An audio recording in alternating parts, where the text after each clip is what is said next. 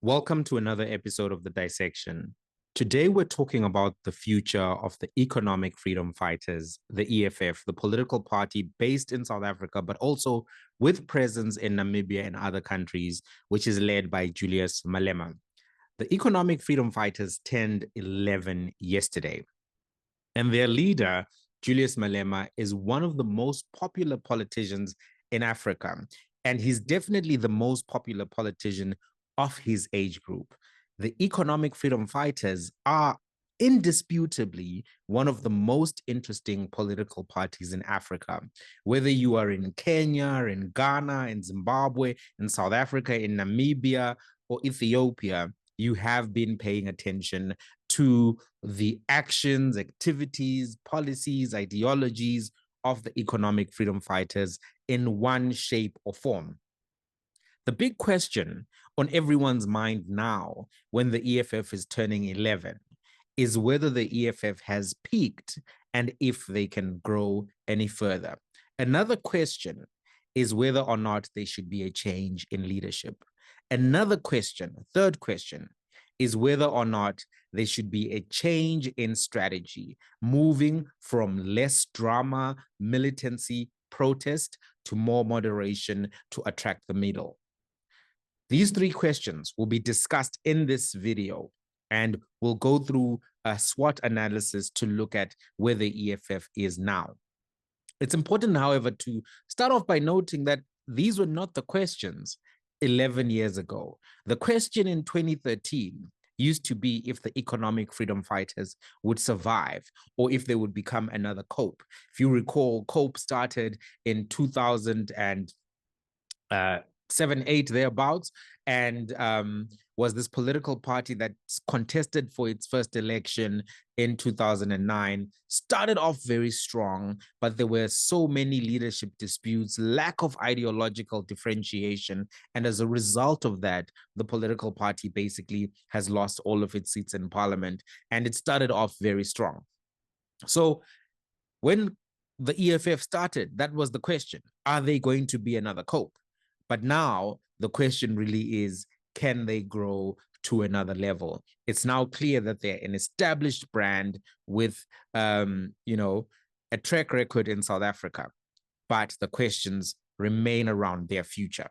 So let's do a SWOT analysis. For those of you who are not familiar, maybe you didn't do business or just aren't familiar with a SWOT analysis. A SWOT analysis is a strategic planning tool that is used to identify and evaluate four things: the strengths, the weaknesses, the opportunities, and threats related to a project, a business venture, or organization.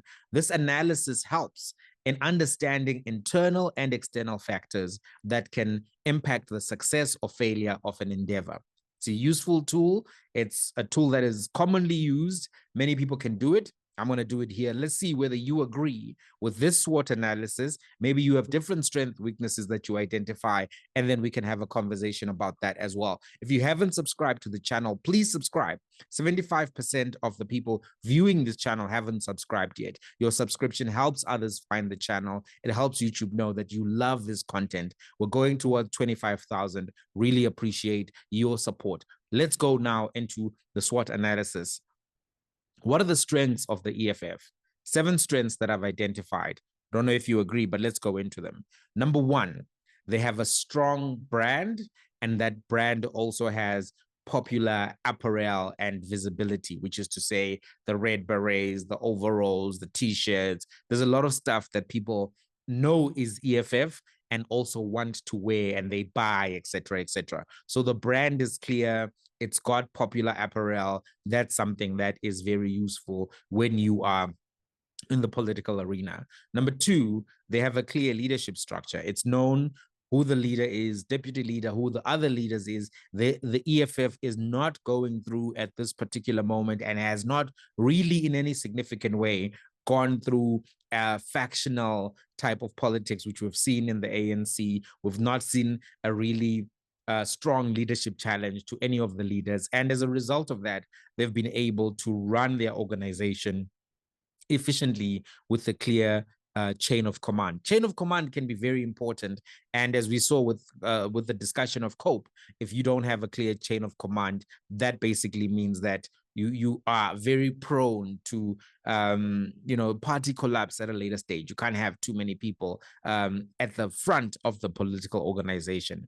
Number three, they've got a solid base of support. The EFF is still able right now, even in this very complex political environment in South Africa, to get 1.5 million voters. And that support base also is very enthusiastic. They are on the ground. They are on social media. They will participate in putting up posters, all of these kind of things. The support base that they have is actually a very active and engaged support base. That is a strength. Number four, they have a large social media following, be that on TikTok, on Twitter, and other places. That media following helps them to be able to put out their messaging, to be able to reach the broader audience, and to be able to actually participate in the discourse very contemporaneously, but also within their own control. Number five, the EFF has been influential in the discourse, in the culture of South Africa ever since their founding. They've been able to profile particular issues. For example, the issue of land. They've been able to become frontline activists in the fight against racism. They've been able to call out regimes like the Ugandan government for its anti-gay policies.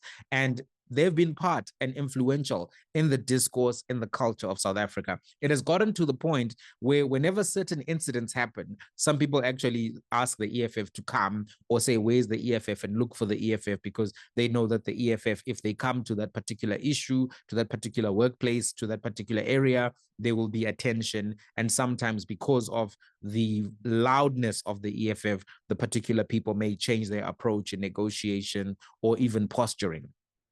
Number six, the EFF is able to access party funding. And the party funding I'm referring to here is the represented party funding. There's a pocket of money that comes from government that goes to political parties. That's part of the budget, and that's called the represented party funding. The money goes to the IEC, and then the IEC disperses it. So being able to access some kind of funding allows you to be able to have your office running, to be able to employ staff, to be able to employ researchers, and to be able to make sure that your outfit is professional. So they've been able to retain that funding, and it's a significant amount of money. I think it's over 10 million or so, if I'm not mistaken. And being able to access that helps you year to year as a political party. Number seven, they've got a strong media game because they've got strong communicators. They're able to get into media platforms, communicate their message clearly, consistently across the board. All of those things are strengths. Right. What are the weaknesses?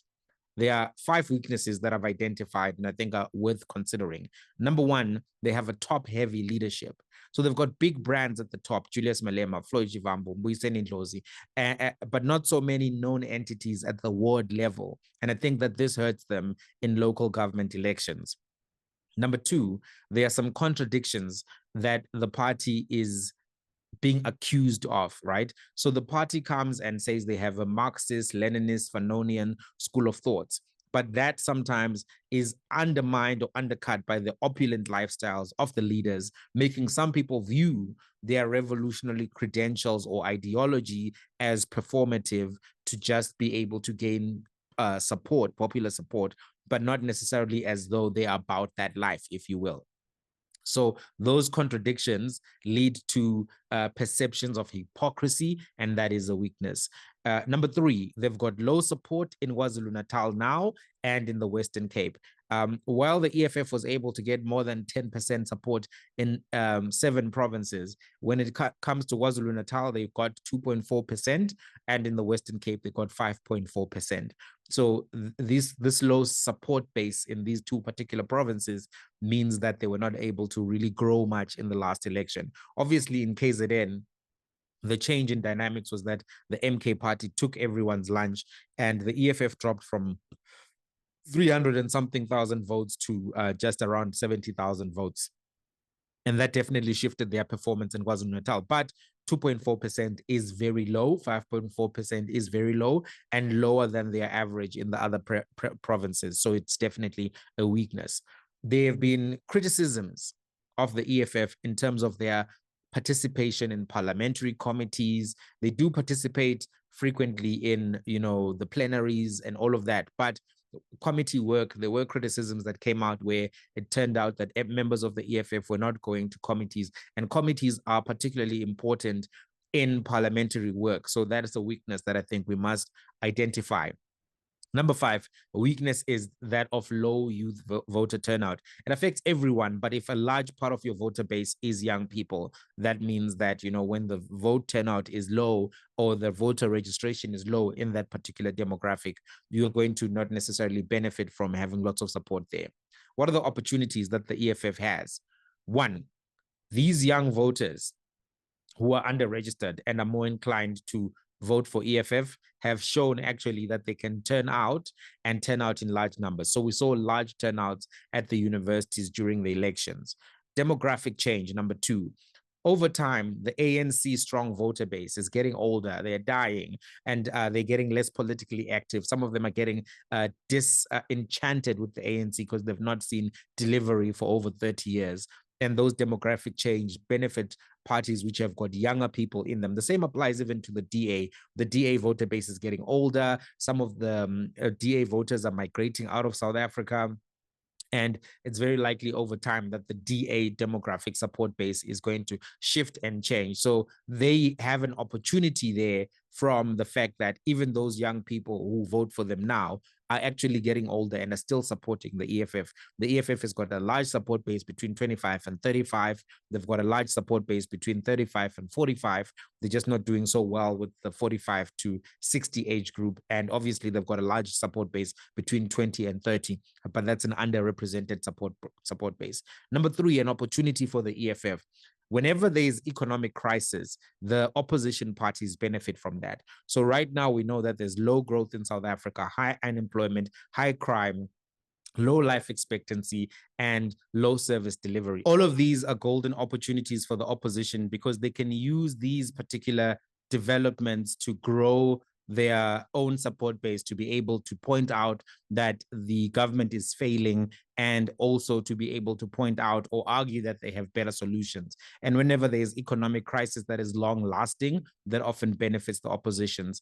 Number 4, the coalition in and of itself is an opportunity. Right now, we are seeing this grand coalition between the ANC, the DA, the IFP, and other parties, this multi-party coalition. It's something that will benefit the opposition if the coalition does not deliver, because the DA and the ANC, which are the 2 largest parties, will share the consequences and successes of the administration. But if there are more failures, less successes, less change, by 2029, more and more people will say, we're tired of you guys, we want to go a different direction, and the EFF may be able to benefit from those opportunities. What are the threats for the EFF? Right now, one of the biggest threats for the EFF is this VBS matter. If their leaders such as Floyd, Shivambu, Julius Malema get charged, that could be a really big blow to the organization. The VBS scandal in and of itself is a threat to the party's credibility and longevity, because you can't say on the one side that you're fighting for the poor and on the other side be accused of taking bribes from a bank that was basically stealing from the poor. And if you knew or you were complicit, that does affect you. If they get charged and they get arrested, then that can really derail the momentum or stability of the party. The second threat of the EFF is the Mkhonto weSizwe party. The Mkhonto weSizwe party, new entrant on the market, led by former President Jacob Zuma. He's a bit older, but if he remains around on the political scene for the next election, it's very likely that we'll see growth of MK party in KZN, in Gauteng, as well as in Mpumalanga, and maybe even other provinces, because they're a national party as well. While the EFF is working with the MK party as part of the Progressive Caucus, there were some people who were on the fence with the MK, and some people who were within EFF who no longer feel that EFF is the right vehicle for them. Those people may shift to the MK party. The MK party may run out of momentum. They are, moving fast, breaking things, and it's a little bit still chaotic. Things need to stabilize. But as as things stand, if the MK party grows from 14.5, let's say, to 20%, that also becomes a threat to the EFF, or maybe 22%, whatever the number is. So the MK party, while they're in collaboration with the EFF now, remain a threat to the very same EFF, right? Another threat that exists on the particular market is new entrants. If the EFF starts trying to become calmer, trying to just be a parliamentary party which does serious parliamentary work, no protests, no radical stuff happening, there could be new entrants who come in and take up that space and try to mobilize the youth and say, look, the EFF is sold out, they're now too soft, etc., etc. That also is a threat to the economic freedom fighters. So here are my thoughts on some of the first questions that we discussed earlier. Does the EFF need to change its leadership? I don't think that they need to change its leadership right now. Julius Malema remains their strongest brand in terms of leadership. He remains their strongest communicator, and he remains one of the most authentic politicians in the South African space. Whether there are accusations against him or not, he has that relatability, which is very rare to see in politicians around the world. It's kind of part of the reason why Donald Trump is so popular, because even though there's so many issues around Donald Trump, many people love him because they feel like he's real, he's relatable in a way that other politicians don't sometimes feel. So even though Julius is facing some of these accusations, it may very well still be useful strategically to retain him at the top. He's a strong communicator. He's viewed as authentic by the people. His personal story is very powerful. And right now, he remains a strong leader. Floyd Shivambu provides a lot of intellectual muscle for the organization. They do have many other strong leaders. Sometimes people will mention Buyinseni Ndlozi as somebody who should become the next leader of the party. And that may very well be something that happens down the road. But is there a need right now in 2024 to change leadership? I don't think necessarily that's a good thing, because you just bench your best speaker. If you can still get LeBron James to play at the Olympic level, let him play. If you can get Messi to play, let him play. If you can get Julius Malema to speak for your political party, let him speak, because he's a strong, talented leader and capable of enforcing order in the organization as well. So is there a need for change in strategy? I think that there is a need for change in strategy. I think there's a need to focus on the inland areas of high growth and where the ANC is also still irrationally dominant. What am I talking about? I'm talking about places like the Eastern Cape, where the ANC is still very, very good, but in terms of its performance, but it doesn't make sense because the service delivery is really low, right? So, but more on the inland areas, because the EFF has shown that it's very strong in those particular areas. So grow those areas, grow Limpopo, grow Mpumalanga, grow all of the provinces where you're performing well, Northern Cape, Northwest, because the EFF is doing well in those particular areas. Gauteng, focus. You may not be able to grow KZN, Western Cape in particular, but you can grow a lot of the other areas. So why not do that, right? I also think number 3, they need to do a 3-year intensive youth voter registration drive and try to get young people to be registered and ready to go, because the last minute things, of just the last year of elections, that's not going to help a party which has a lot of youth membership. So that's something that they need to focus on, have targets and track, and try to see that they can get young people between the ages of 20 to 25 registered in high volumes. Number 4, I think that the EFF leaders do need to stop flaunting opulence.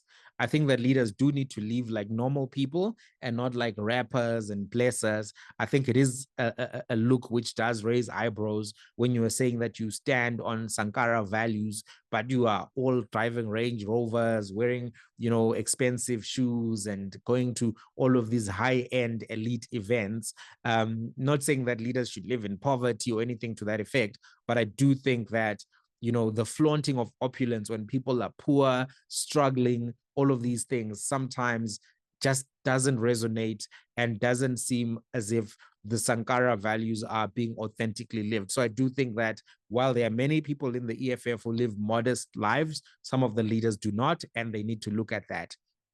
Number 5, I do think that the EFF does need to focus on being good at committee work, using committees, using parliamentary questions, using scholarship, publish books, get onto bookshelves, you are obviously, as the EFF, doing YouTube, TikTok, etc. But I think use the other places. Limit the use of protest. Limit the use of theatrics at this particular point, because people have seen that. I actually thought that, you know what, there's no need for the EFF to stop doing this high drama stuff, but it does look as if many people are fatigued by those tactics and they want to see a more mature, calmer EFF, and it may very well be in their best interest for them to do that. So that's what I think about the future of the EFF. I think that if the EFF manages these weaknesses and threats, they will be able to see growth again.